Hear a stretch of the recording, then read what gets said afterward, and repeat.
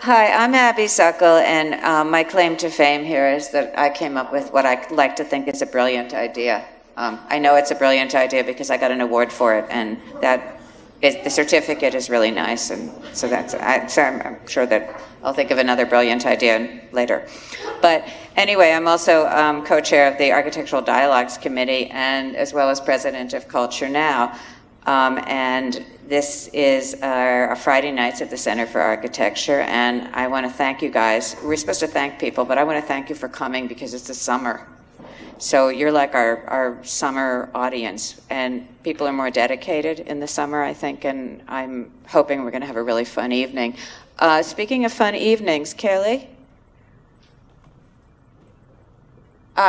Okay, for those of you who are here next Thursday, we are trying something for the first time. We have 11 interns working on our mapping project this summer in 3 cities. And they have been running around listening to architects and artists talk about their work. And it's all been on the iPhones. And because it's virtual, nobody can really experience how much content we have and how wonderful it is. So for one night, you're going to meet 30 of the people that we spoke to this summer. And they're going to each talk for 3 minutes, and they're going to talk in whatever city they happen to be in. I know you probably don't know the people from Los Angeles, nor do you know the people from Boston. It's going to start at 7 here because it has to start at 4 in LA, but they're good with that. And we're going to try it and see if it's, see how it comes out. So come back on Thursday and then let us know if we want to be, technology savvy, and it should be really fun. And other than that, I just want to thank the AIA, I want to thank Eve and John Lopresto and everybody else for coming here. And then since you know Rob and Susan, I think they don't need to be a long introduction. So the first thing that happens, of course, is Toby Cecchini, our bartender, creates a beverage suitable for the occasion. So with that, I'm going to give it to Toby.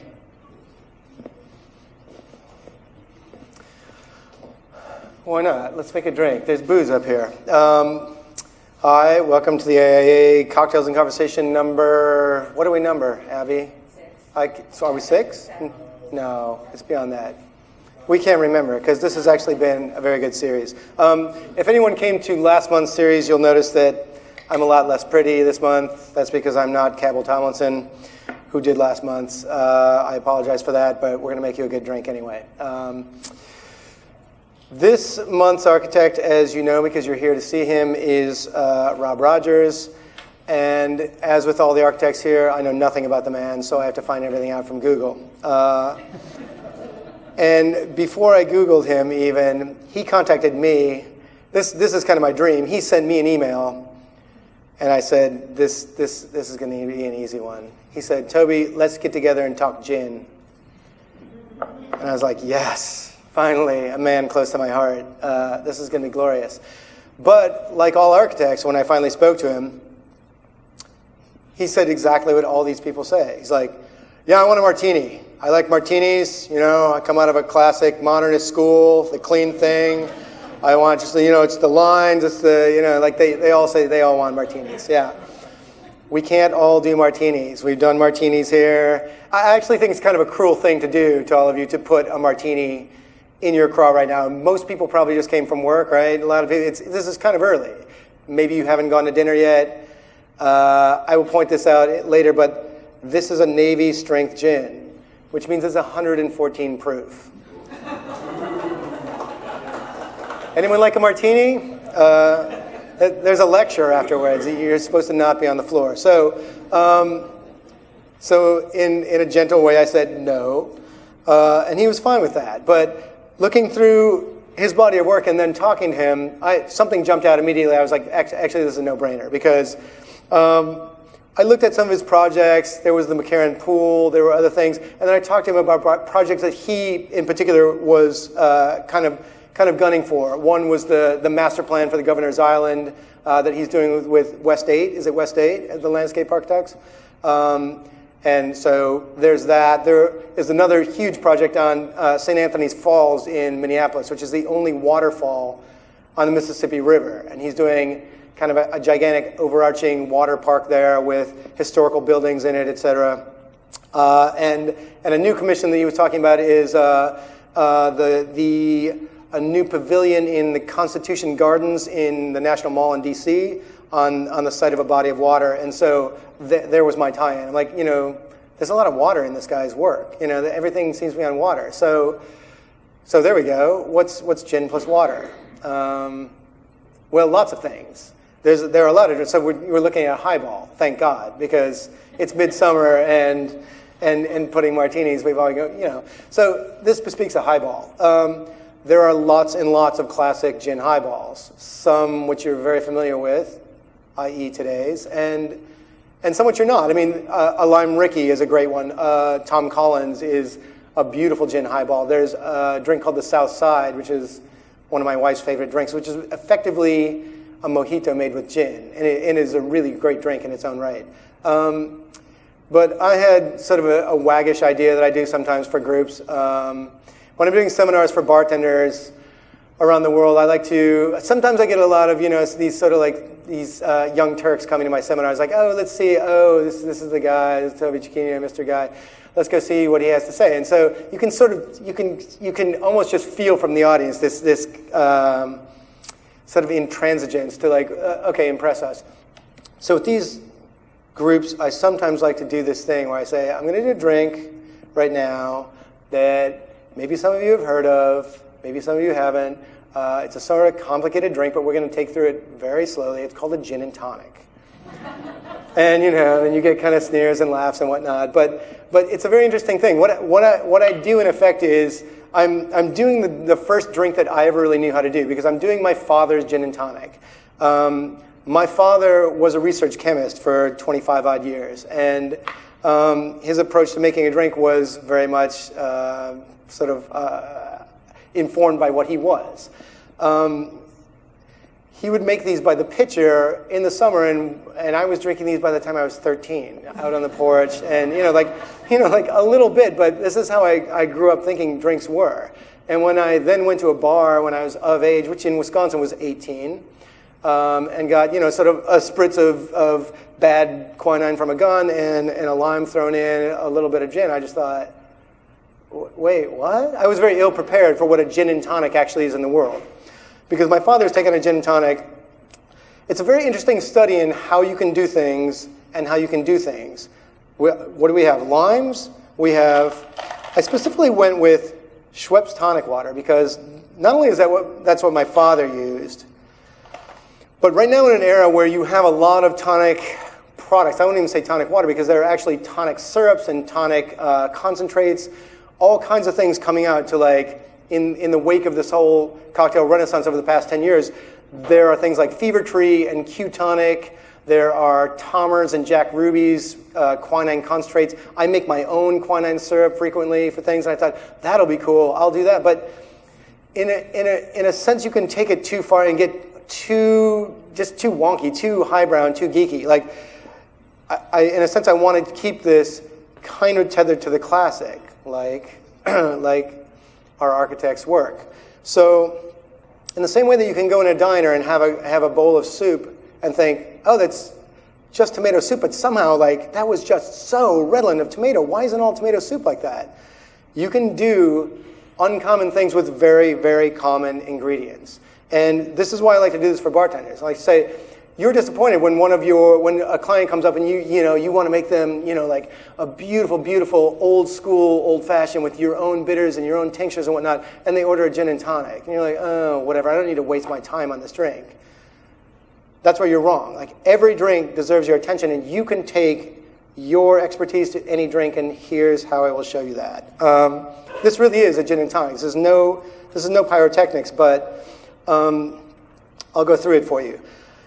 You take the lime first, and the whole thing about this drink is extracting the extraordinarily aromatic oils that are in the skin. In a regular gin and tonic that you just throw a lime on the top or garnish it with the lime that just goes on the table, you get gin and you get tonic water. And in England, Oftentimes you don't even get the lime. They'll just want, and you get there like that. Let's not talk about the British right now. But what we're going to do with this is we're going to take extraordinary pains to extract, this is spraying me all over, to extract, I rolled it on the cutting board, but I won't really have to do that because I'm actually going to juice it here. I'm going to extract the juice from it, and then I'm going to use a little bit of that later, but really not so much. I'm going to use this. This is what I want. This sort of puck or beret of lime that other people throw in the trash is hugely, hugely important. All the oils are in here. And so what my father would do is take this. I neglected to mention that my father was an amazing cook, too. So it was a combination of he was a chemist and he was a cook. And so he would julienne the rinds like so, of many of them, but we're making one here. And gin, like all alcohol, is first and foremost a solvent. And this one is a very powerful solvent. I will admit up front that for years and years and years, my go-to gin for gin and tonic has always been Tanqueray, and I love Tanqueray, as I love lots of other gins. But Rob Rogers very wisely said, since I'm doing this project on the National Mall, why don't we go for an American gin? Which I was very happy that he said, because I know a lot of distillers in this country, and a lot of them make beautiful gins, and this is but one of them. This is the Perry's Tot from New York Distilling, which is in Brooklyn, and is run by Alan Katz and Tom Potter. Tom Potter was one of the founders of Brooklyn Brewery. Alan Katz is a longtime fixture on the bartender scene in New York City, and his distillery was like 5 years in the talking and 3 years in the making, and now it's finally on the map. And they make all of two products, and both are gins. One is an 80-proof gin called Dorothy Parker Gin, and this one is called Perry's Tot, after Admiral Perry. Being that this is what's called a Navy strength gin. Gin at 57% alcohol, or 114 proof, is maybe apocryphally that strength, because that's the strength at which, if it's spilled on gunpowder in a ship, the gunpowder would still fire. That's what all Navy strength gin distillers will tell you, without anybody ever mentioning, like, what about all the seawater out there? What if that spills on the gunpowder? Never mind. It makes a nice story. So it keeps your powder dry, in effect. So you can have it on board ship. I like it because when you're diluting something this much, when you're making a highball out of something, it's very, very helpful to have some kind of overproof gin. Tanqueray is 47.3 or 6. As is Beefeater. And so those two gins hold their own very well in a Tanqueray and tonic as well. When you get normal gins that you would use for a martini, say something softer like Plymouth, it makes an okay gin and tonic, but it tends to sort of fade out. You tend to lose the personality. You want bite. Alcohol isn't just to make you loopy. It's to give the drink structure and focus and grab. So that's what we're looking for here. While I'm jabbering, this is supposed to be macerating. I'm sorry. So whereas normally I would be using 2 ounces in a drink, almost invariably, of any kind of 80-proof spirit, for this, I'm going to be kind and use 1.5 ounces, because you're still getting your USRDA of alcohol in this, believe me. So I'm going to muddle this not ferociously, but you don't need to. This starts extracting so quickly. You can see that it turns opaque. And my father, who was Italian, would invariably turn to me or whomever was in the room at this point and say, "Oh, you could wear this as cologne."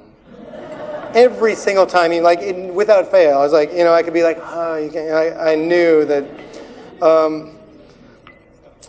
So one of the funny things that happens here is that when you squeeze citrus, you've dried out the pith, and if you're going to then use that pith again, it takes the liquid back in like a sponge. So if I put an 1.5 ounces in here, I will then strain it off, and I'll get something like 1 ounce back out. It's a little perplexing, so you can kind of crush it out, and that's what we've done in the back for your drinks. But this basically has turned into itself already. Sometimes I put extra gin in there just so I can get it out lazily. And I will pour back maybe just about a half ounce of the lime juice itself, which my father actually didn't like that I did. He felt like it was right there, just being macerated and muddled. So the longer you keep that in there, the more and more and more it's going to extract. It's equally extracting bitterness from the white pith in there, which some people say, you don't want the bitterness, you don't want the bitterness. I kind of like it. I like that bitterness. So I let it macerate for a bit, but as I pointed out, this is an extraordinarily strong spirit, so it's doing its job fairly well now. And then it's simply a question of building this. As I said, my father would build this in a huge pitcher with a glass rod and very carefully pour the tonic water down the side, and it was all a very nice show. I like to do it a slightly different way in the bar. I like to take another lime and simply cut this into very small wheels that then kind of get larger. And then you want to keep your tonic very, very cold before you start so that it retains its bubbles. Then I put about 8 ounces, which is quite a lot of tonic, all the way up there. And because of the specific gravity of what's going on in here,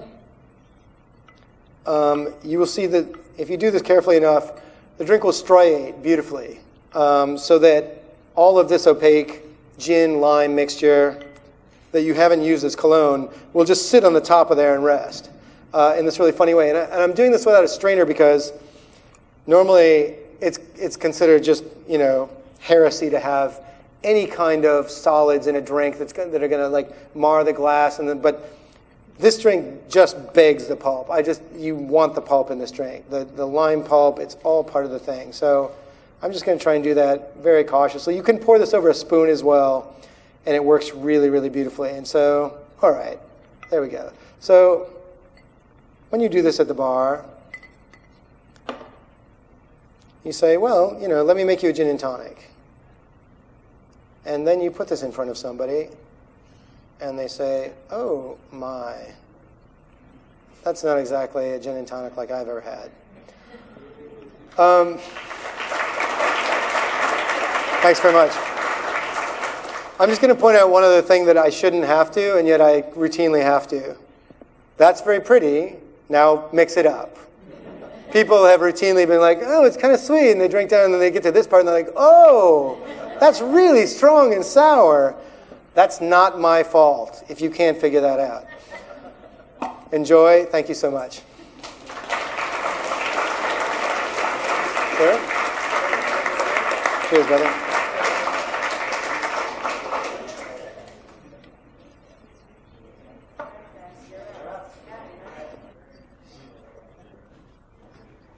Give it a little stir, I guess.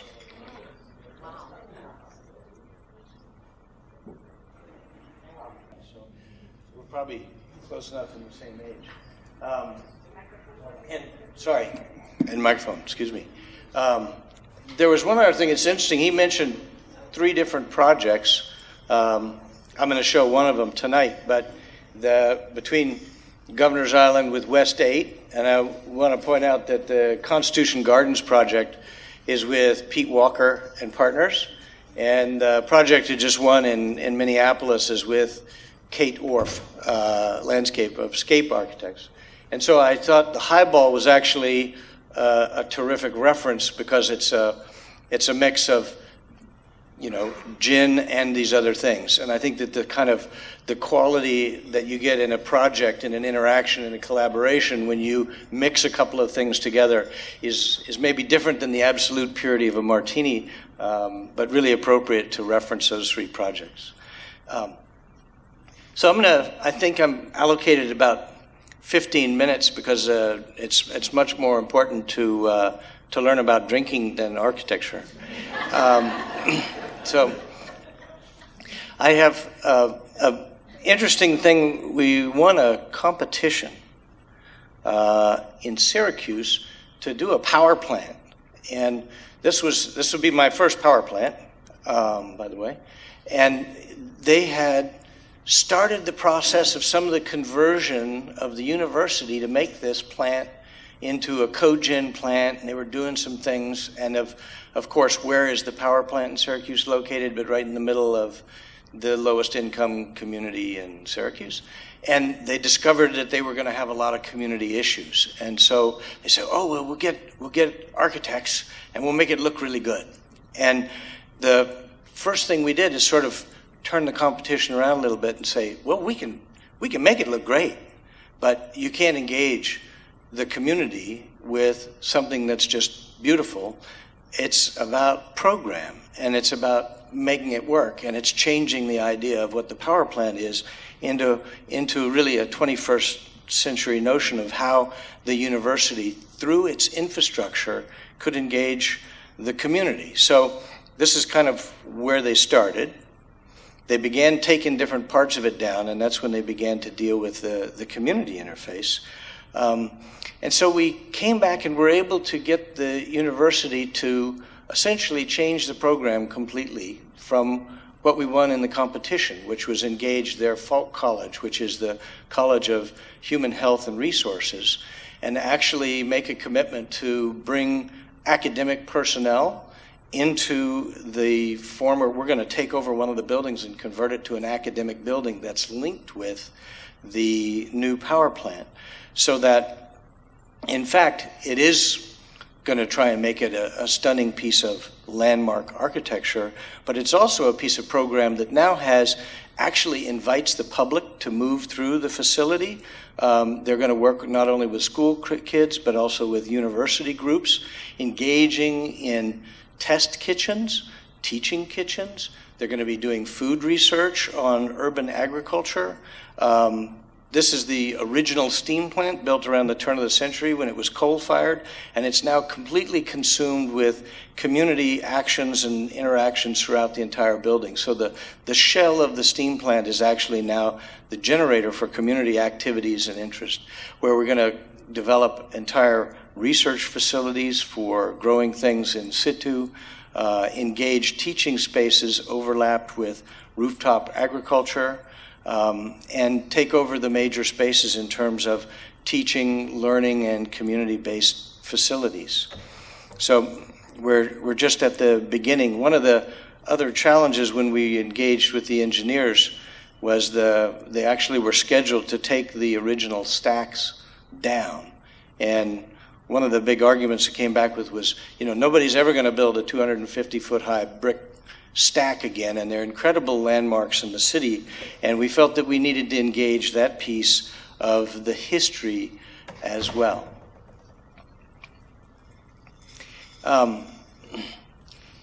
Another project that is city-based, but not this city, is actually in Oklahoma City. It's an incredibly interesting place. The metropolitan region in total is probably 1 million, but the downtown is actually, like many of these cities in Middle America, really kind of struggling to become a place and to do things. And we got invited to consider master planning a new energy company that had decided to not build a suburban campus out in the remote regions of Oklahoma City, but actually come in and engage a whole series of vacant blocks and vacant buildings right in the heart of downtown. And from the first, when we began to talk about what is a corporate headquarters and what is its role in terms of working with a city and becoming part of the city, it's a place that generates a ton of jobs, but it's also got the capacity of bringing people and culture in so many ways. At the same time, there was a 50-story tower underway for one of the other energy companies in town. And so really made a pitch to the CEO that you don't need to make yourself into an icon. You don't build like this. If you want to engage the city, let's go horizontal. Let's see how much ground we can cover. Land is so bloody cheap in downtown Oklahoma City. That's one advantage when you come from New York. It's sort of like, I'm sorry, how much for that whole block? What? Like, just buy it. And so we said, let's go spread out and take on the city like as much as we can. The sort of notion that instead of coming in one place with a sort of big throw a rock in the pond. Let's throw a handful of gravel and watch the ripples and watch the impact as the corporate headquarters grows in downtown. And so we started with, there's a Pietro Bellischi tower that was built in the 70s. It's in the middle.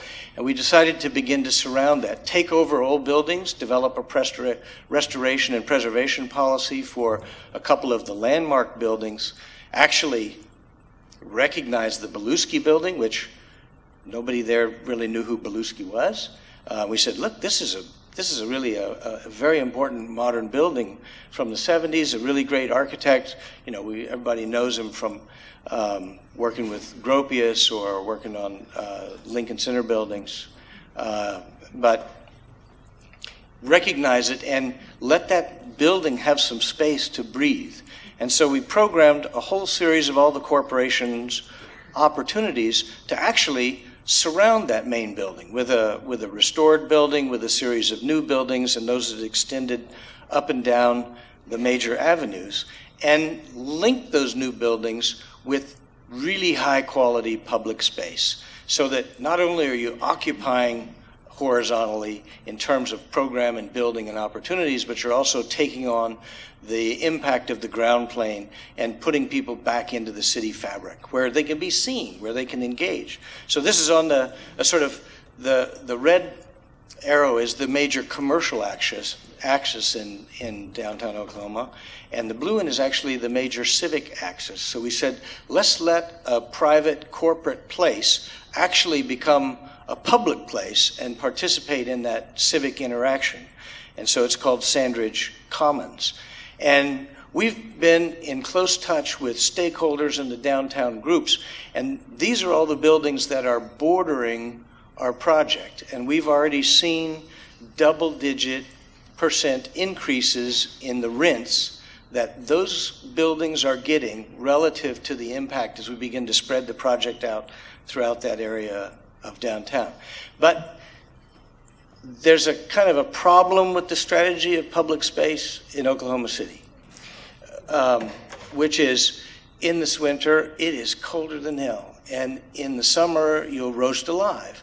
And most of the other time, the wind's blowing about 40 miles an hour. And so to tell them that we were going to engage in public space as this mixer, this thing to put things together and combine the buildings. You mean like the employees, you mean like they're going to walk to lunch? They go, yeah, exactly. That's what you're going to do. So we said, look, there's ways to deal with the wind. The West has been dealing with wind for decades, and decades. And let's just translate that into an urban idea so that we really forest up the landscape, in this case working with Peter Shout, landscape architect out of Chicago, because they know wind there too pretty well, and actually create the opportunity to make a series of really intense and delightful public spaces that are sheltered and managed from the wind. We worked with Arup's environmental group, did wind tunnel studies, to begin to say, you don't have to make the whole place delightful all the time. You just need to make sure that there's a great place to be almost 12 months of the year. When you need shade, you need shade. When you need break from the wind, you need break from the wind. In the shoulder months, you may actually want to be in the sun. So create this sort of diverse collection of public spaces linking the buildings. The Belluschi building on the right to one of the reoccupied historic buildings on the left, and a series, a large structure that's been placed in accordance with the wind tunnel studies to actually break the vertical wind shear that's coming off of the high buildings, but also create delightful shade in the summer and a proscenium and performance place for active public programming within the public spaces themselves. And then we took on, and the company agreed to take over a city park across the street where we continued the philosophy of expanding the quality of public space and put in an amenities building which has got restaurants on the ground floor, auditorium space, fitness center and gymnasium, and indeed get the corporate citizens and employees to walk across the street, to have lunch, to go to the gym, to go to the formal presentations. And again, engage in this really active programming, embrace the city as a delightful place to be. And we've been really excited. One of the restaurants that was the first to open down there actually is completely booked on Sundays with people coming downtown to actually eat and participate in the Sandridge Convo, which is unheard of for Oklahoma City 5 years ago. And I'm going to talk about one more, which is really a remarkable and special opportunity. This was the competition win with Pete Walker Partners for Constitution Gardens on the Mall.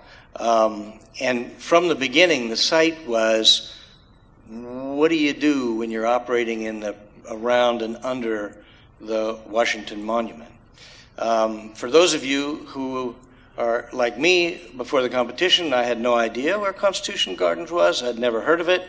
It's actually this piece of the mall that was constructed in the 70s. SOM designed it in time for the bicentennial in the Nixon administration. And it had been a series of dilapidated temporary War Department buildings that were raised to create Constitution Gardens in honor of the bicentennial. And so from the very beginning, it was great working with Pete, who had this incredible sensibility from the first time we sort of walked on the site, that this park actually had a sort of really fabulous, brilliant, clear, modernist history. And that was a good thing. It's really the only modern thing on the mall. And that we wanted to actually develop an understanding of the legacy of modernism and the respect that went into that space. And so very simply take ideas of the body of water, but make it more so. Take the topography and make it more voluptuous. Take the landscape and increase it. Take a very simple little pavilion that had been planned by SOM but never built and actually make a threshold moment in the park. And then develop the circulation systems to enable that. And this era of modernism is sort of, it had that kind of wonderful biomorphic references, work like Burle Marx, and to actually take that and embrace the idea of the park as it existed and intensify it. So in fact, part of the landscape solution is to collect a lot of the terrible soils and debris that are underneath the park now, left over from the rapid demolition of the war buildings, and actually use that to resculpt the topography of the park, creating places where you've actually got acoustic isolation from adjacent streets and buses and places, that this is a spot in the mall to actually have a moment of respite. There's a lot of incredibly intensive emotional things. Just to the west of here is the Vietnam Veterans Memorial, the Korean Memorial. Just to the south is the new World War II memorial, finished a number of years ago. And so this is actually a place where you can stop and take a break and enjoy a park-like atmosphere in the midst of that. So the landscape will be completely reconstructed. And we decided that SOM kind of had the pavilion in the right place. It's located at the head of this body of water, but it was never built. They just kind of put some terraces up there, and they never really thought about it as a building form. So we chose to come back and locate on that spot. But since the World War II memorial had been built, we had to push it over to recognize the axis of that very formal, a very kind of classical, say no more, World War II monument that is there at the head of the reflecting pool. So we pushed the building out over the lake and said, let's cantilever this baby right out there and make a threshold moment. So you've got a place to see the park, understand it, think about how you're going to move through it, reflect on where you've been, take a break, put a restaurant in there so you can have a gin and tonic on the wall, and splay it so that it actually has a sort of a front and a back, and it's got an arrival point and a display porch to look out over the rest of the gardens. So it's a simple diagrid structure, actually.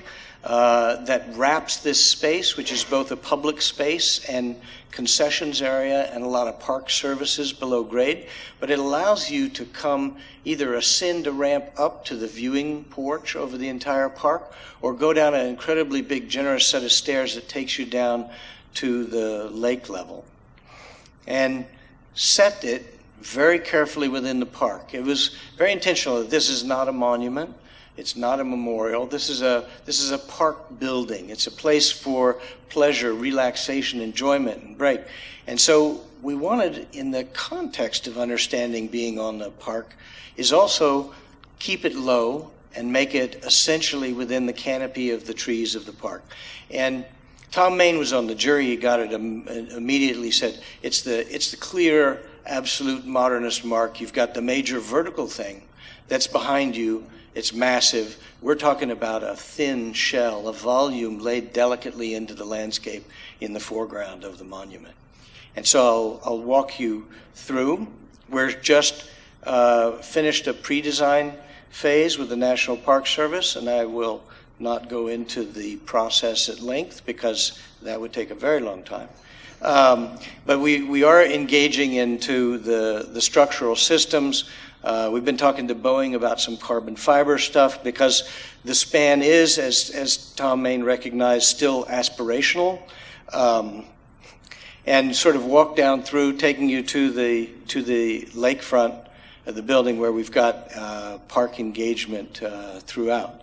And incredibly excited at the opportunity to begin making this really special 21st century addition into the National Mall.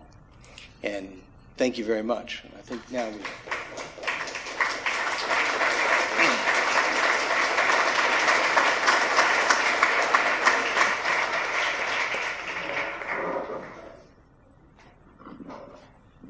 Now I get to drink. Okay. But first I want to say that I don't think I'll ever have a gin and tonic without torturing a couple of limes. It was amazing, amazing. Thank you. And I could have a couple of them right now. So let's talk about this. I mean, I think all of your projects have this sort of expansion out of what the program is. I mean, you just make things up as you go along. You invent everything. I mean, you don't just give a really beautiful building. You design the whole surrounding. You kind of work with everything. Where is this coming from? I think it is probably generational a little bit, but that architecture is so much more than a building. And I think our skills, as we all recognize, are needed in much more radically diverse ways than simply producing buildings. I think also engaging in really key relationships and partnerships with landscape architects or engineers in ways that are about the public space. And so I don't really ever focus solely on the building until I've thought about a much, much bigger picture in some ways. And these are kind of all three in that vein. So the landscape architects you work with, let's talk a little bit about them on these projects, because I think it sounds like your relationship is much richer than a lot of the architects have with their landscape architects. As they're not, I mean, the landscape architects are always complaining about you, not you, but your profession. And I'd like to know how you find these relationships. I think it's an incredibly fruitful and beautiful relationship because everybody benefits from your collaboration. But how did you come to this? I mean, was it always innate in you to kind of reach out and bring in another expertise, or how was that? It's interesting because I've almost always had one or more landscape architects in the office as part of the studio, like you deal with it right away. In a funny way, there was the first park I ever designed was actually in Cody, Wyoming, and it was a residential client, and she was trying to give a piece of property to the city to be a park, and the city wouldn't accept it. And she said, God, I need some help to sell this thing, because it was actually a former gravel mine that the city had sort of been built around and actually faced away from. So it was a sort of backdoor situation. And so we began working with her to imagine, because the city had said, well, we don't want to put a park there because it's too steep to mow. And I said, mow? Why? You know, what is the notion of park? It's a flat grass with a swing set. And so we really developed a completely native situation out of that park. And for me personally, it sort of began a fascination and infatuation with doing work well beyond the building line. And that turned into projects where we took the same attitude urbanistically at Battery Park City or at the New York Stock Exchange, where you actually got engaged in, you know, what's the shape of a curb? What should it be made out of? And, you know, and like really engage in those pieces and parts. And you recognize that you can have these fascinations, but you really desperately need expertise. And so it began to reach out with partnering with landscape architects, and been really lucky because the running the gamut from West 8 to P. Walker to Kate Orff now, it's really exciting. Well, you have the best. I mean, I can't wait to see the Kate Orff production, because that's going to be really spectacular. So there's also something really interesting here, because we now talking about fit cities, we're talking about environment, we're talking about re-engaging with the natural world, where our conversations are much more complex than they were for a very long time. And so you and your partner and your firm have kind of come into your own with this. I mean, you're kind of fashionable now, aren't you? Maybe so, but I think it's, you know, the pursuit has always been about the work itself. Yeah. And that's kind of, you know, it's not a cult of personality, but hopefully it's a cult of public places and things that really work and things that last. You know, we're all a product of our education, but I'm also kind of a product. I've worked at I.A. Pei's office for 7 years when I first came to New York. And, you know, the conversations from day one are, how do you make things last? What is this going to look like in 25 years? And you begin to be schooled in a I think, a really deep attitude about responsibility that's not like, you know, can I make this curved this week? You know, and I think the work reflects that. It kind of tries to be very thoughtful. I'm just as concerned about what it's going to be like 25 years from now as I am the day it opens. And sometimes it's better. But it's also very interesting, because watching you and looking at your work, I always feel like there's nothing arbitrary about any move that you make. It's like the whole form is considered. Everything is really thoughtful about how it's going to function, and you're pushing. Obviously, you're pushing for the beautiful form and beauty, but it's that sort of arbitrariness of so much kind of self-indulgent architecture that drives me nuts.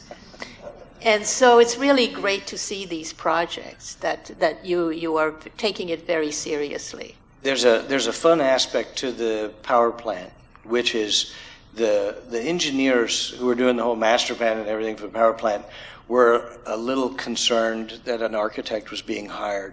And I think they had a little bit of the attitude, like the original sort of part of the competition was, well, you know, you work on the skin.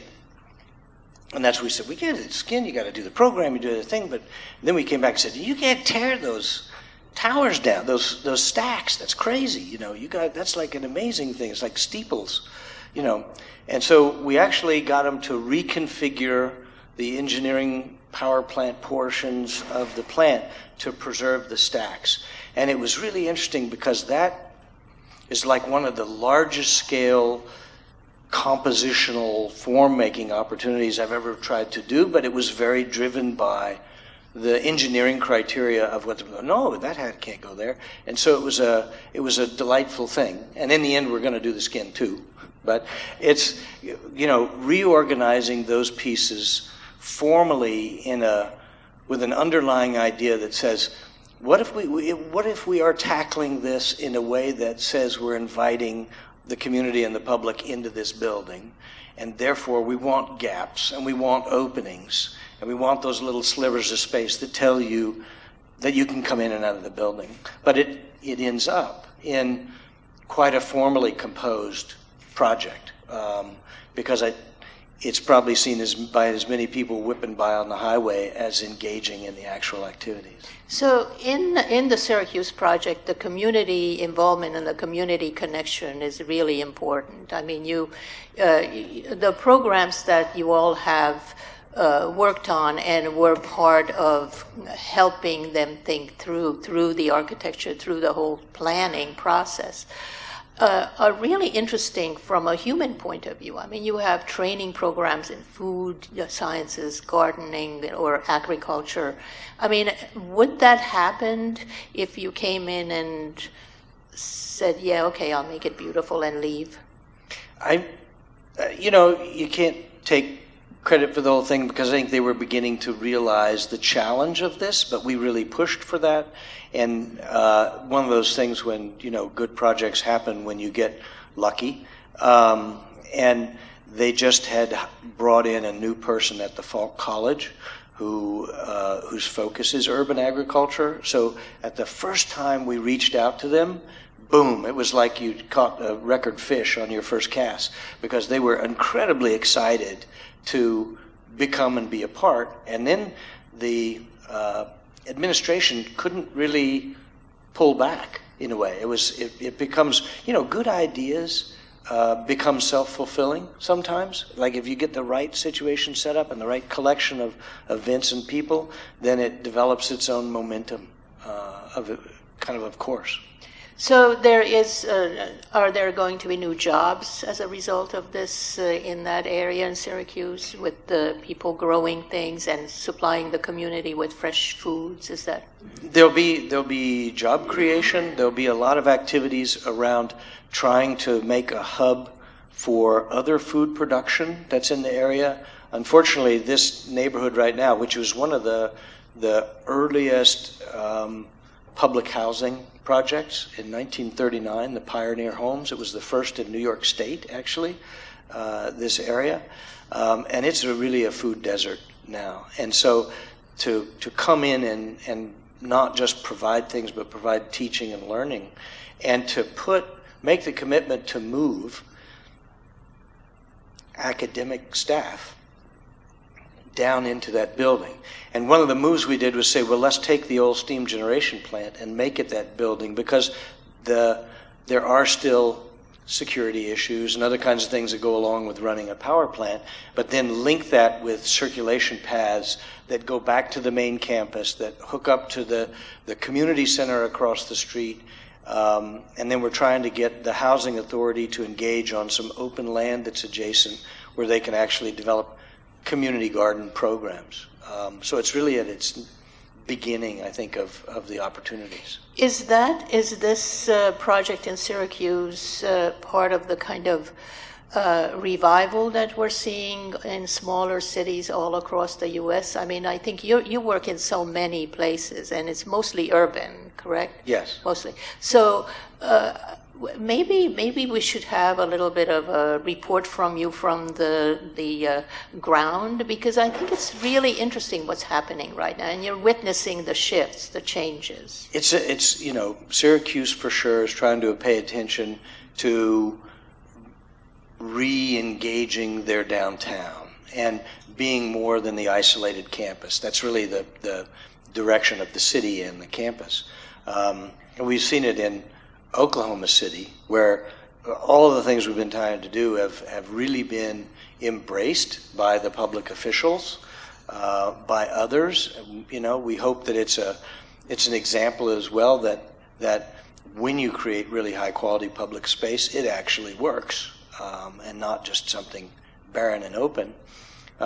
Just also finishing construction right now on a school in East Baltimore, which is one of the toughest neighborhoods probably. I'm not a TV watcher, but when we won the project, I was told that's where they filmed The Wire. And so I had to go watch The Wire a few times to see, whoa, let's make a daylight trip down here. So we got in that, and that's a place where they're really trying to rejuvenate the community by building a school. And their goal is to build the best public school in Baltimore and build it in this really challenged neighborhood. And so we've been able to partner with Hopkins, and their entire School of Education, and their Dean of School of Ed is going to become the guy who runs the school. He's bought a little townhouse right in the neighborhood across from the school, renovating it, putting it together. I mean, it's still risky. I was down there yesterday, and I heard about, 2 shootings that happened a block from where the school is in the last week. So it's a challenge. But I think it's energy coming into the cores and recognizing that these cores actually can be revalued and everything. And again, it's going to be the program of the school that drives it. We believe we'll support that program by doing a really rich and sophisticated building, but it's engaging with that activity. So in these cities, like I know firsthand, Oklahoma City has a great mayor. And so he's incredibly activist in terms of the physical environment and architecture, and Marlon Blackwell is his star architect. And you guys are building there and others, and that's really, really encouraging, because the downtown Oklahoma City is being rebuilt and built. And people are moving downtown, and he's creating living spaces downtown. So that project is very much in keeping with the idea of the revitalization and how did you sense that the tower wasn't appropriate? I mean, everybody's building towers. Well, there was one scheduled to start construction for another company, and I'll go into it. But it's a tower that could be anywhere in the world. It's 50 stories. And it's got an internalized cafeteria and functions, and it's got a big parking garage, so nobody has to leave air conditioning at any point in time to engage, it's an economic driver. But it has very little to do with kind of spillover. It's one of the reasons I talk about that project as a catalyst, because one of the things I really learned is in my research and conversations before the first interview was to understand that this particular CEO,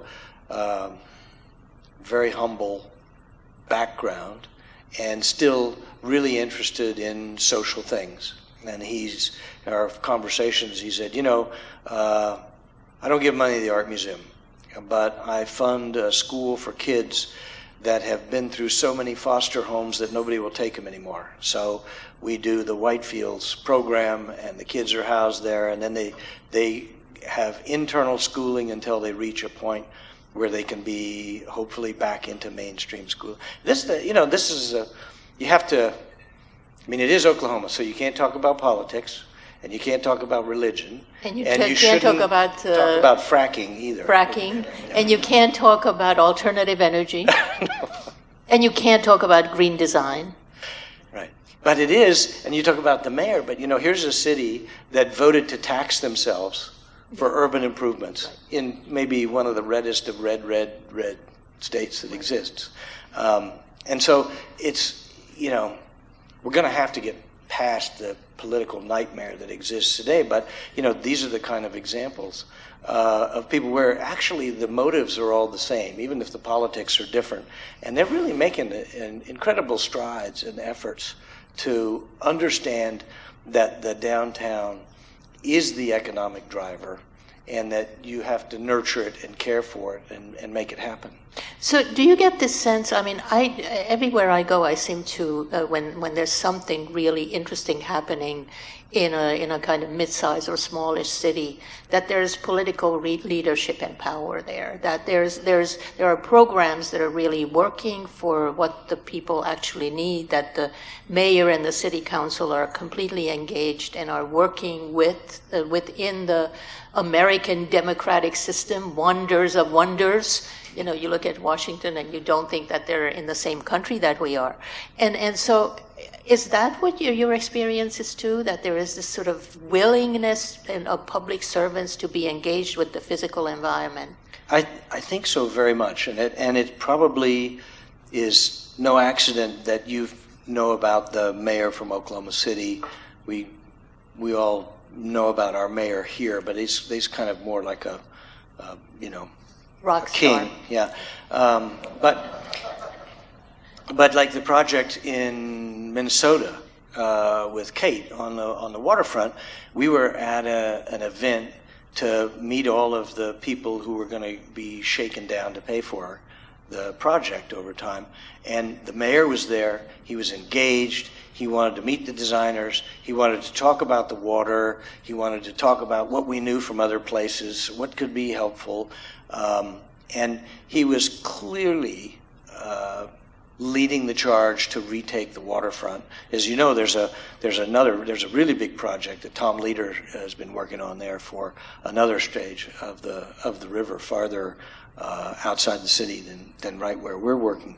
But I think that political leadership is essential, and I'll say it carefully, but I don't know that Baltimore has some more challenging political structure, but the engagement of the Johns Hopkins University crossed over with the urban renewal group that was charged with the thing, and it was that combination that creates the energy and the credibility and a drive for quality, right? I think that's where the sad thing about so much of the political problems with cities and design is that there's not a push for quality. And, you know, if we see what's happened in New York in the last dozen years because of the quality of people engaged in bureaucratic positions, in the location of commissioners and things, that's really fundamental. And,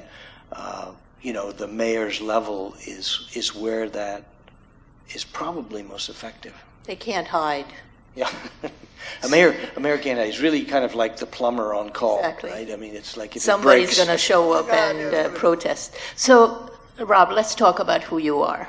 Who are you? I mean, here you are, this very publicly conscious, ethically motivated person, and you have some very interesting, solid roots in Colorado. Let's talk about growing up in Colorado. What was that like? Well, Colorado is the best weather in the United States, yeah, because I happen to like all seasons, and I think it's sort of, you know, I love every piece of the year there. It's really exciting, and I think it's a place where certainly my fascination and love of the outdoors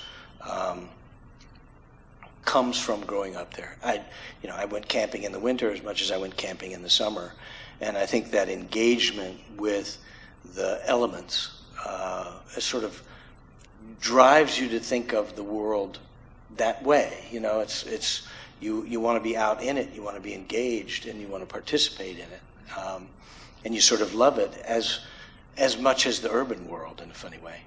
Yeah, I mean, I think that area, Colorado, is so dramatic in terms of the natural world around you that you can't not pay attention. I mean, you have to really respect it and try to understand it. It pushes itself on you. Yeah, you can't. I mean, you'll lose. You'll lose. It's true. So okay, so you go to Rice University in Houston. And curiously, you study law and architecture. What is that about? Well, when I first started school, I actually did. I took some contract law as well as architecture because I had always been fascinated with the law. I actually used to take the bus downtown in Denver and watch a neighbor who was a trial lawyer try cases. I always thought that's what I was going to do, even though my father was an architect, and in fact my mother as well, because you know you're never going to do what your parents do, for God's sake. And it was my high school art teacher who got so pissed off when I told her I was going to study law that she said, oh, you got to do something at the same time. So I ended up doing both of those. And I assure you, after one semester of taking all the pre-law stuff, I was deadly in love with studio the rest of my life. So your mom was an architect. Was she a practicing architect? She did. She practiced for 7 years until my older brother was born. And she was the second registered architect in the state of Texas. So she was one of those statistics that we like to talk about today. My daughters, my parents are both gone now, but one of the things I kept from my parents' home is my mother's registration in Texas, and it was big those days. It was, it's not like a laser printed thing. It's kind of, and they fill in the names with calligraphy. And of course, it all says he shall and he will and he stuff. Oh. And my teenage daughters would see that when they were little. They'd look at it and go, well, and it's like, this is what it was like. It's a revelation, yeah.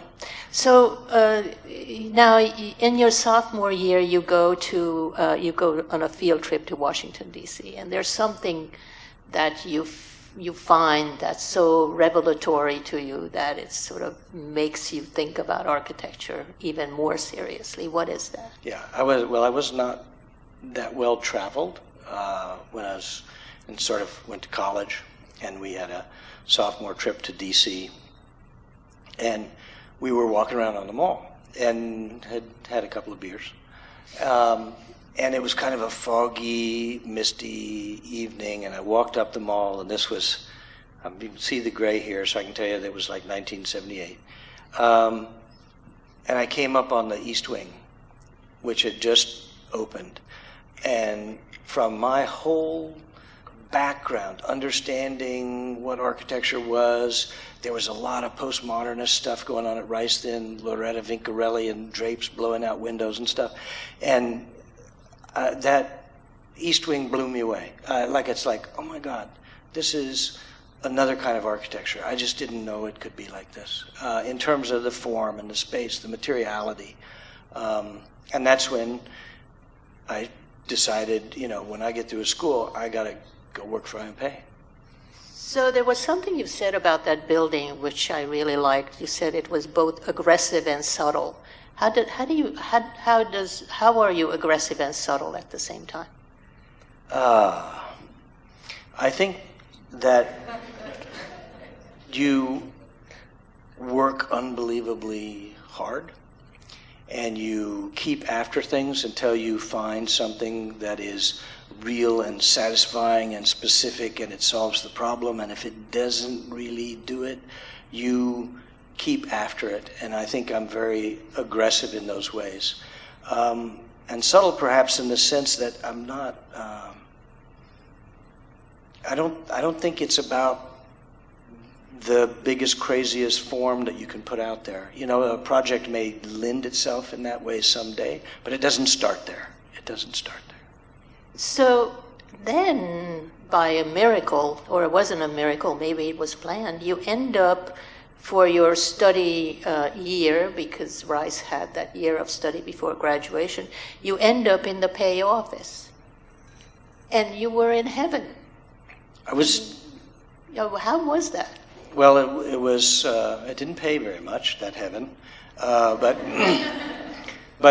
it was incredible as a workplace, because I was still, pretty young, and the pay office was filled with unbelievably talented people with incredible educations, and from all over the world. One of the amazing things about that office was that you could, when people were on the phone, you could hear 6 languages at the same time. And so the cultural inspiration was incredible. And I fell in love with this, being in New York City, being around all those people doing those amazing things. And you got, work on projects at the Bank of China or the Louvre or something that were consequential pieces of the culture. And I think it was almost more important in many ways than my formal education in terms of being around that cross-culture where there was this really a shared aspiration to do stuff really, really well. And that, I think that's been an influence in me ever since. I just finally reached a point where I thought I needed to go and begin testing myself on my own rather than in that environment. So Mr. Pei was a real presence in that office, and so you were aware of him, you knew what he was doing, you knew how he worked. Talk a little bit about that, because he's such a gentleman, he's such a gentle person in public. How was he? Was he a tiger in the office? Staggeringly gracious, even in situations that may have suggested otherwise, at least when I was around. The partners were kind of distinct in their work, and so I worked with IM most of the time, not so much with Jim Preed or Harry Cobb. And, you know, very frequently it'd be working on things. You'd have a Friday meeting with IM, and you'd go through stuff, and you'd put all the options out there, and you'd kind of get it, and he'd talk about it a little bit, and then secretary would come in and he'd disappear, and it's like, boy, did we get what we needed, what was going on? And you'd get a call on Monday at 10 o'clock and say, Rob, I was thinking over the weekend, and here's what we're going to do. And it was a very, you know, he didn't sit around and sketch reams and reams and reams of paper.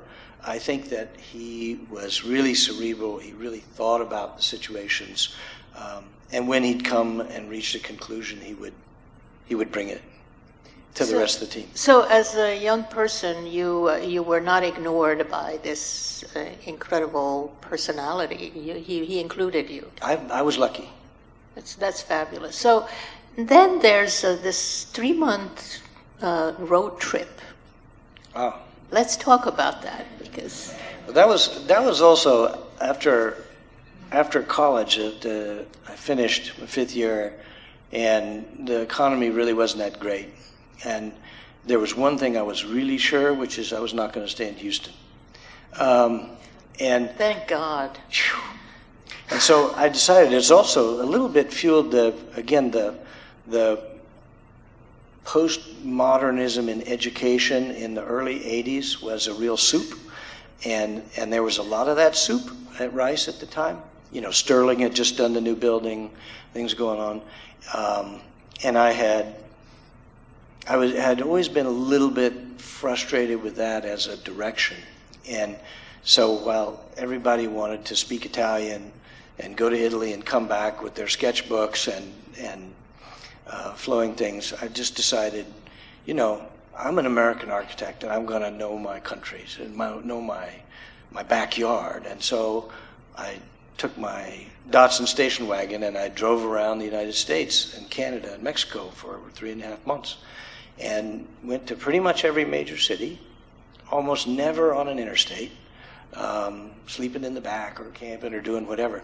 And I really got a sense, you know, when you've driven across Kansas and Nebraska and all the way up to Alberta, you know, it is the breadbasket. It's hours and hours and hours of wheat. Unbelievable. And I was, you know, I was a kid, so I could drive for 12, 15 hours and love it. And it was really... I think that also sort of formed in me a love of the American landscape in all of its parts. A prairie is an exceptional thing. So that's really interesting, because there are certain places to me that feel more American than others.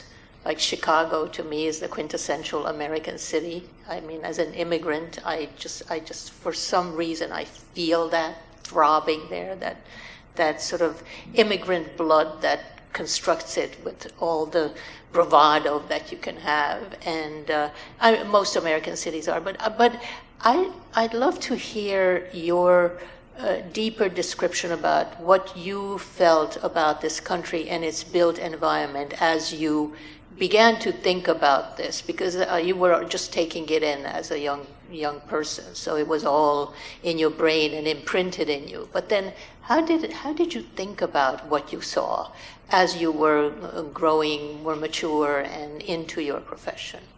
I kept a journal, of course, with sketches and things, but also I was interesting. I made recordings, and I would describe what I was seeing. You know, it was an old cassette tape thing in the car.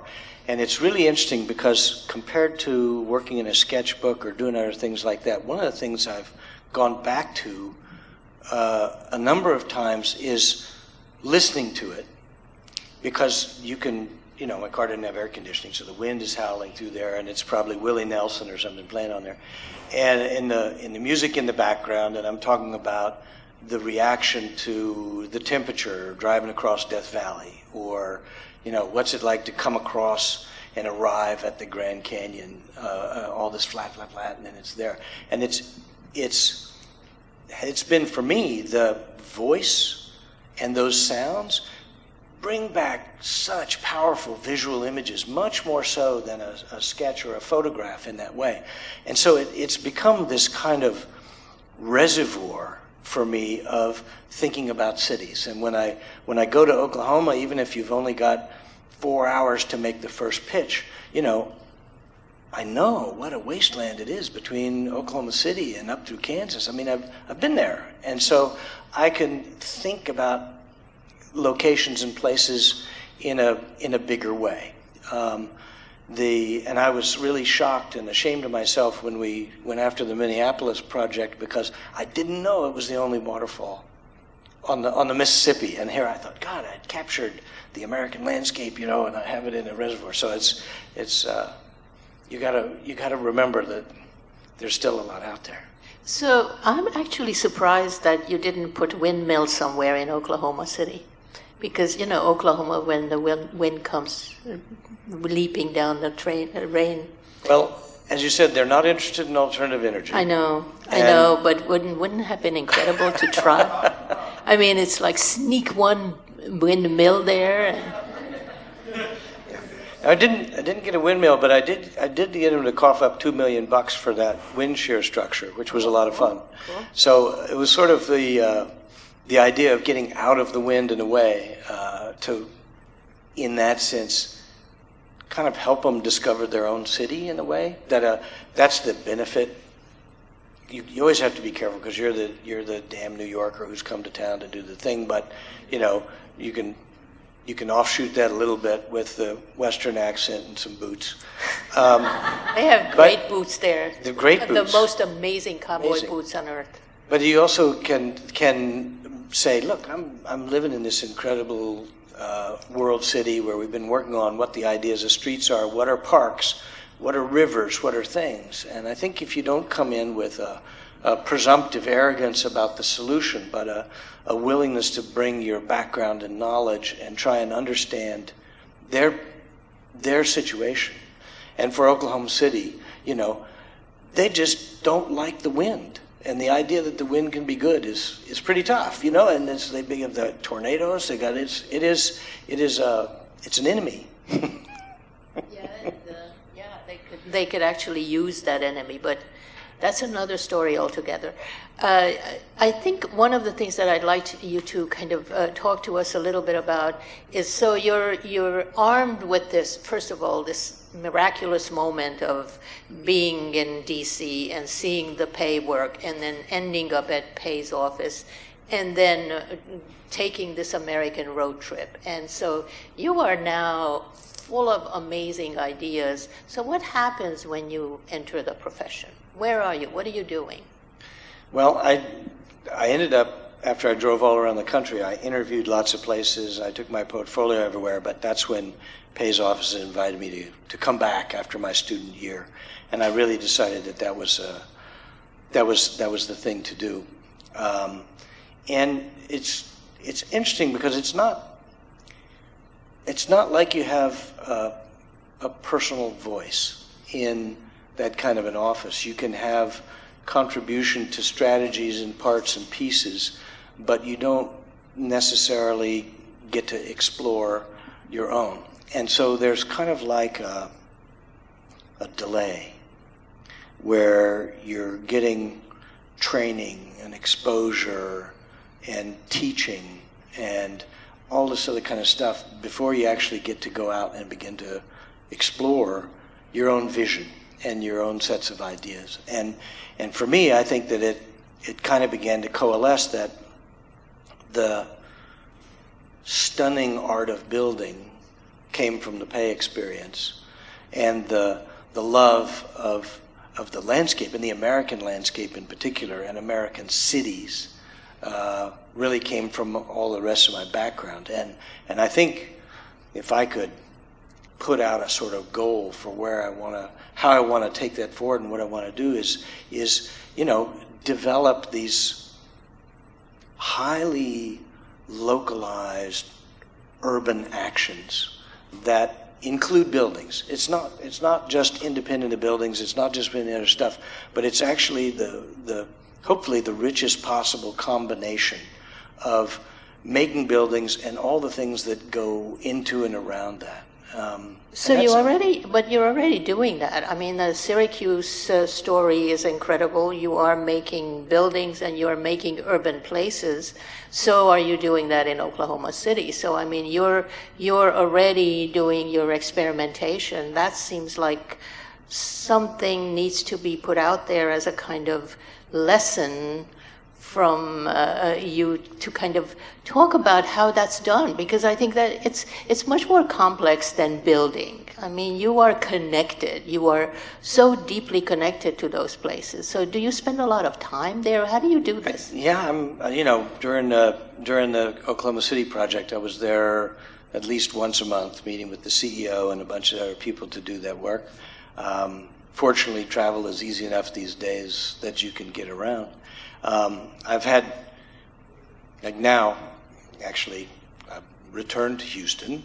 I'm going to do a new building for Rice University, but I'm doing a housing project just south of downtown, and it's going to be the first transit-oriented development project in Houston. I mean, it's like they can't believe it. We've got 400 units. For Houston, it's like micro apartments. They're only 650 feet each for a studio. And they don't have any zoning regulations because you can build all kinds of stuff everywhere, but they do have parking requirements. And so it's what we're actually trying to get a variance to build less parking, because we're building all of this housing on the light rail line that's been built for about 10 or 12 years. And this is the first really focused project. And that's the kind of thing where I think you come in, and the developer had a pro forma for the kind of standard wrap, a parking garage in the middle and a sort of wrap. And we really got him to say, that's terrible. And let's try and mediate with parking on a variety of levels, housing moving around, making gateways from the train stop, make sure we've got retail all around it on all sides.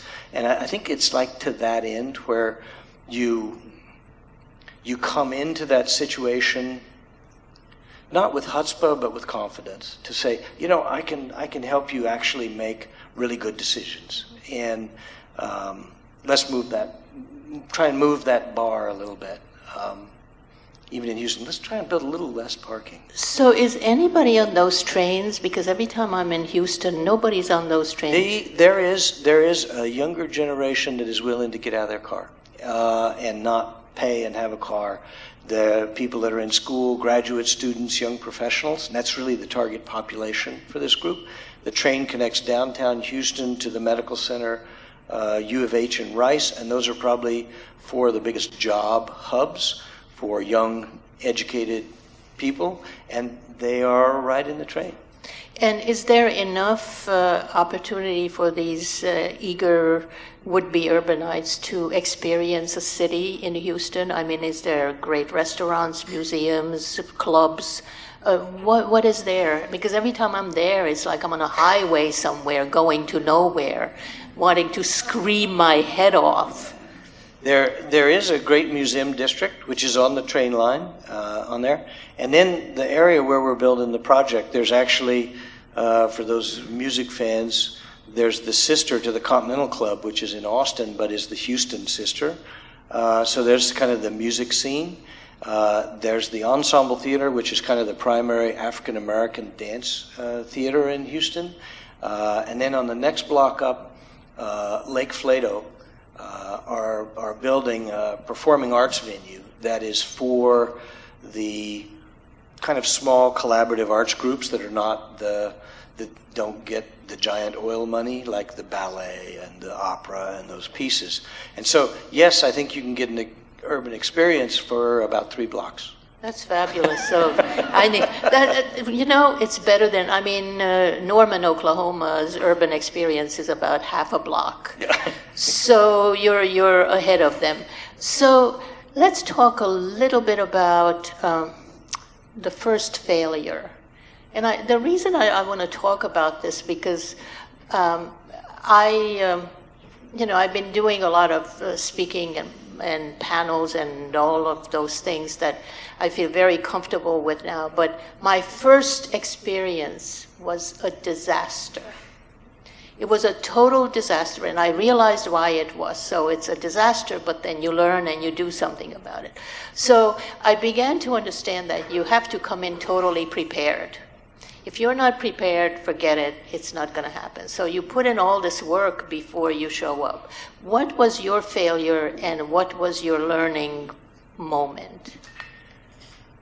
Or maybe you didn't have a failure. Well, there's plenty. I think in terms of, I'm going to stick on the professional stage, okay, for that one? Okay. But, you know, I had an early project when I'd gone out on my own. Well, the first failure was I was really dumb and I did a sketch at Pay's office and I just grabbed a sheet of Mylar and I did it on the back because I thought it was for me. And then the guy said, oh, let's go and check with him. And there it was, like upside down, backwards on some other project's thing. And it was like, who's this idiot? But I think consequentially, once I stepped out on my own,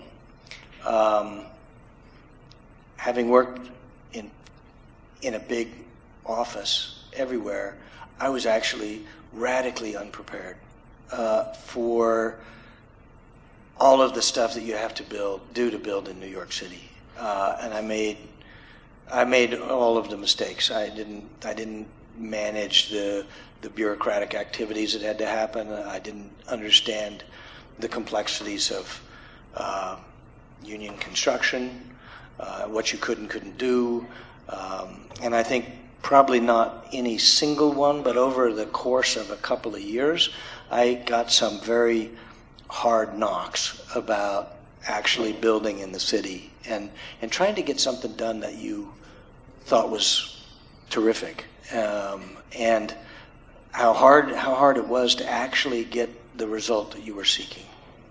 So now you're obviously expert at running around these bureaucracies and all of this business, but the thing that sort of, I want you to explain how this happens, that incredible Wall Street, traffic regulator, and it's beautiful, it's amazing, it's not working. So let's talk about that a little bit. What was the failure of that? And you can't just blame the contractor. So where did you fail? The challenge, and I'm going to address the turntables, which we had the political will at the time to not put the standard horrible, crappy, off-the-shelf stuff into the street. And the political will was there. And they actually gave us time to, come up with the idea.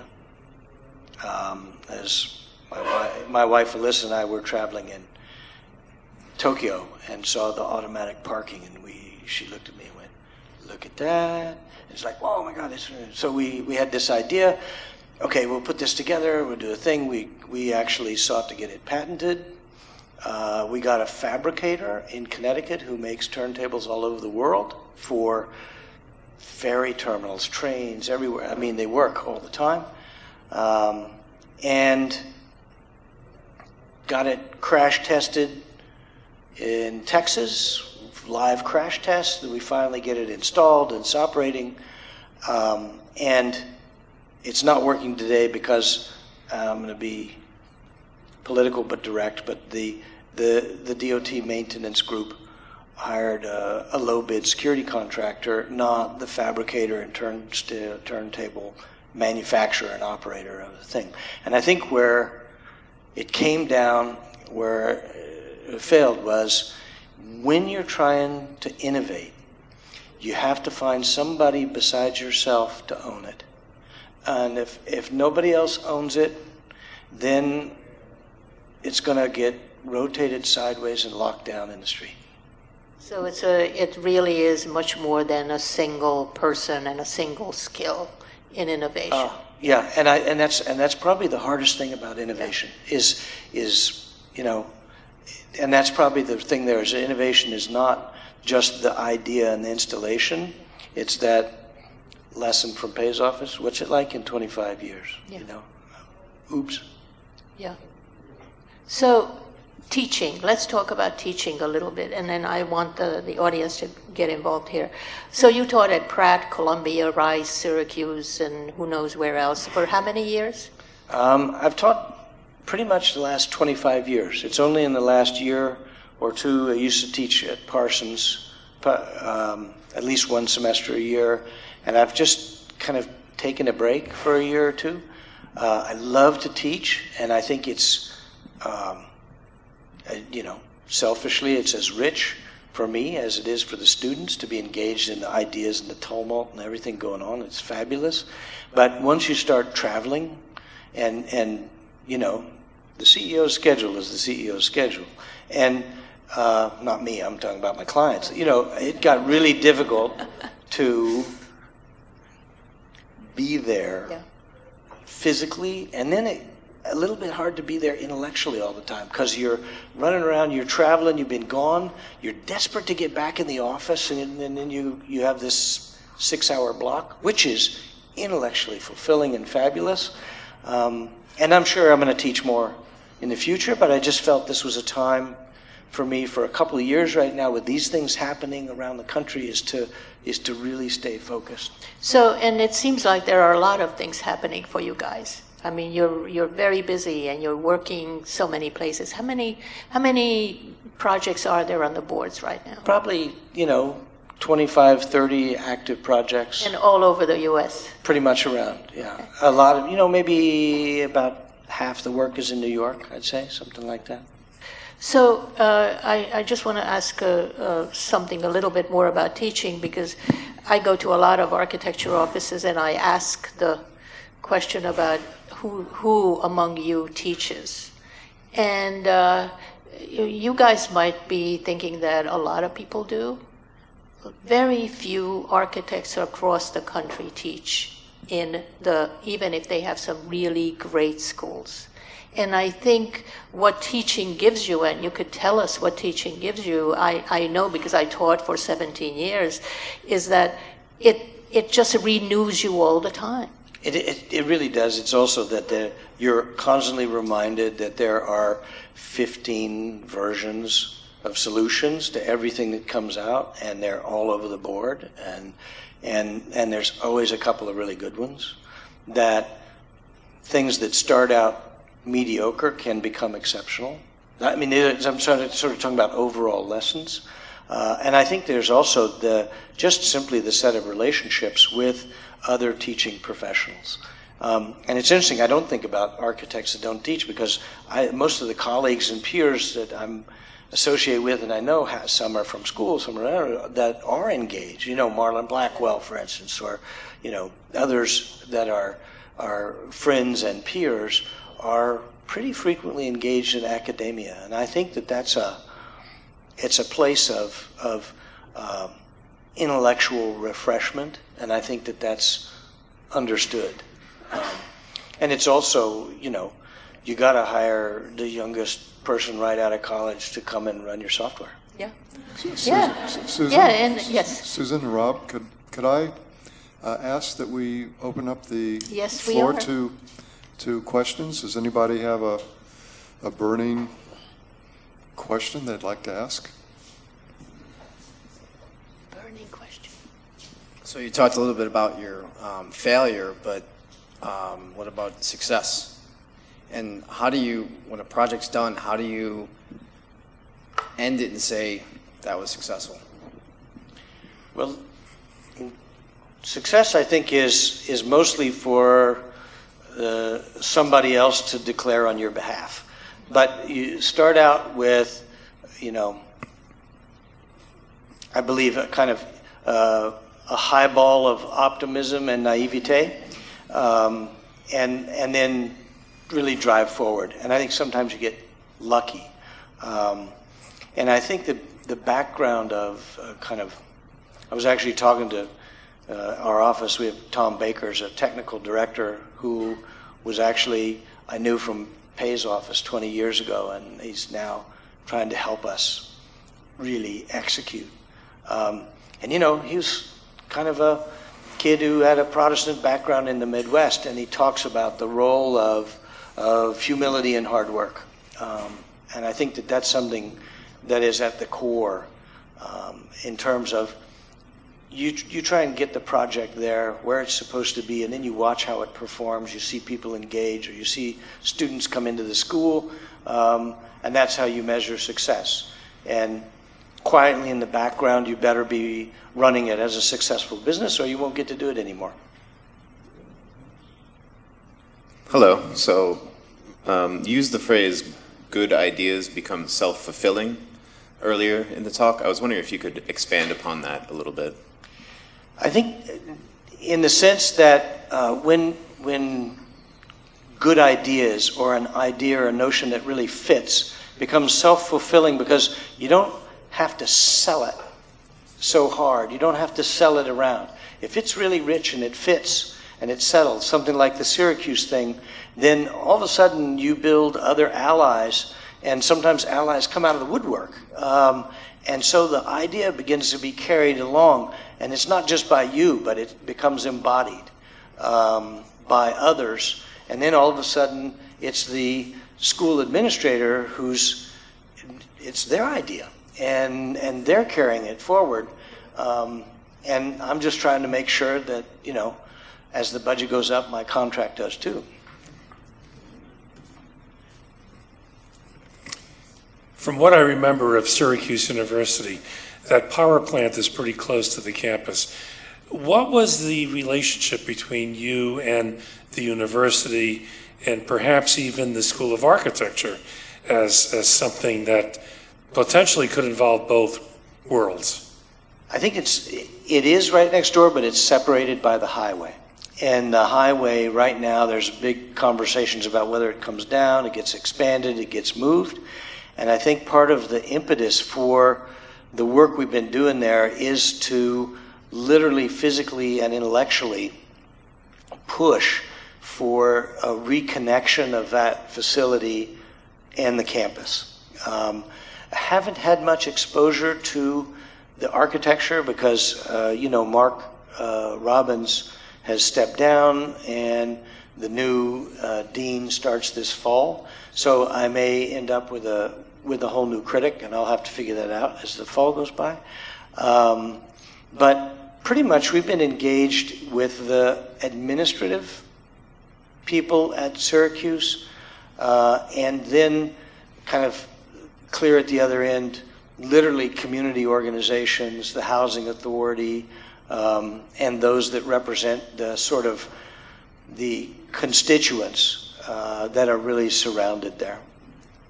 We're hoping that the highway comes down, of course, but that's to be determined by others. It'll come down eventually. It has to. So thinking about landscape and regions in all different parts of the American West, East, and Middle, if you were to have a dream project, a building type, what would it be and where? I'd love to go back and build. I've built a bunch of projects in Wyoming, but that's a very different mountain landscape than what I grew up in Colorado. Colorado is greener, steeper, wetter, more forested. And I have to say that to go back and to be able to do something in the mountains with authority and delicacy in a place that wanted a building, not some big lodge at a ski place or something, but something that had a programmatic value and intent for being in and around the mountains, would be amazing. You know, they built the Solar Energy Research Institute just outside of Golden, Colorado on the Mesa, and it's pretty ordinary. And, you know, that's the kind of project you would love for that to be a global example of architecture, energy, landscape, you know, integrated in a way. Eastern Colorado is a lot different from the Eastern Front. It's true. I grew up in Denver, and I primarily drove west. So with that observation about geography and having hitchhiked across the country in my youth, I remember the Eastern Plains of Colorado. So we thank you very much for joining us tonight. And the drinks are open at the bar. And Rob and Susan, we appreciate your time and interest. It's been a delightful evening. Thank you very much.